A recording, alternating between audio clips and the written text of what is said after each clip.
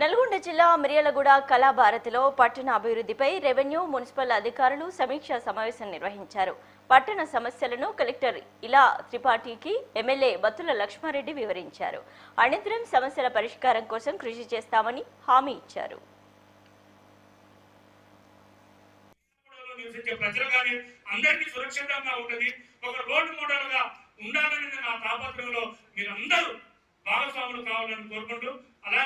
మనకి ఈ రోజు ముఖ్య అతిథిగా వచ్చిన కలెక్టర్ మ్యామ్ ని స్టేజ్ మీదకి రావాల్సిందిగా కోరుతున్నాం.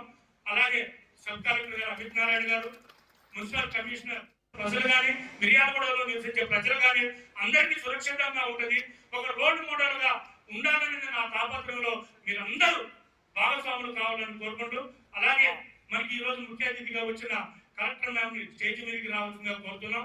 అలాగే సబ్ కలెక్టర్ గారు అమిత్ నారాయణ గారు, మున్సిపల్ కమిషనర్. నమస్కారం అండి.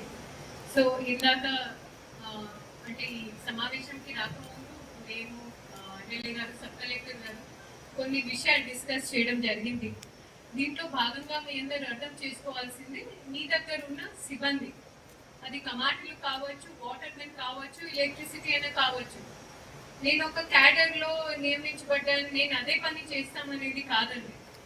When you are working in municipality, మీరు ఏ పని అయినా అంటే మీ క్యాడర్లో అది సరైన పని, అది ఎలక్ట్రిసిటీ కావచ్చు, వాటర్ సంబంధించిన అయినా కావచ్చు, పారిశుద్ధమైన కావచ్చు, కొన్ని కేసులో చేయాల్సిందే, అది మీ జాబ్ డిస్క్రిప్షన్లో రాసి ఉంటుంది. సో దయచేసి సిబ్బంది కూడా దీన్ని కొంచెం సీరియస్గా తీసుకోవాల్సిన అవసరం. ఈ దిశగా మాకు మున్సిపాలిటీ నుంచి ఉన్న రిక్వెస్ట్ ఏంటంటే, ఉన్న సంఖ్యని పెంచమని అడుగుతున్నారు. సో పెంచే క్రమంలో మాకు మున్సిపాలిటీ నుంచి ఒక నివేదిక కావాలి.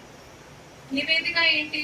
2011లో జరిగిన సెన్సస్ తర్వాత ఆ జనాభా మళ్ళీ లెక్క చేయండి. సమగ్ర కుటుంబ సర్వే అయింది, ఇటీవల మన ఎస్ఈసి అయింది. మీరు ఎస్ఈసి డేటా ఆ లెక్క చేసుకొని ఇంత జనాభా ఉంది, Swachh Bharat machine guide lines పరంగా ఇది ఒక 1000 హౌస్ హోల్డ్స్ కి 500కి ఇంతమంది ఉండాలి అనేది, పారిశుద్ధం కార్మికులు ఉండాలి అనేది మాకు లెక్క రాసిస్తే we will ask for casual vacancies.